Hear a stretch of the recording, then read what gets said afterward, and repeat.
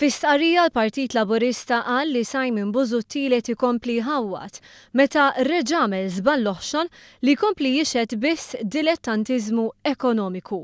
Filwaqt li l-ħamis qal li ż-żejt naqas għal $48 kull barmil, il-ġimgħa qal li ż-żejt naqas għal $44 kull barmil.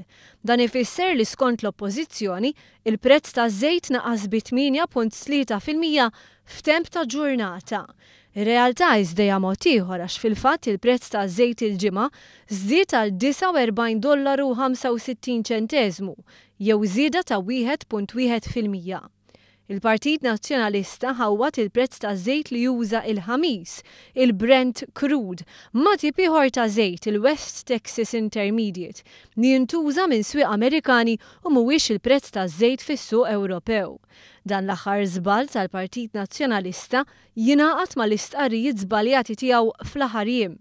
Lilin minn dik l-inkompetenza ekonomika tal-Partit Nazzjonalista, il-Gvern diġà ħabbar pubblikament, inkluż fil-Parlament, li se jkompli iraħħas il-prezzijiet tal-fuel b'mod konsistenti wara li f'inqas minn sentejn ta' din il-leġislatura il-prezz tal-petrol naqas 6 darbiet u l-prezz tad-diesel naqas 4 darbiet.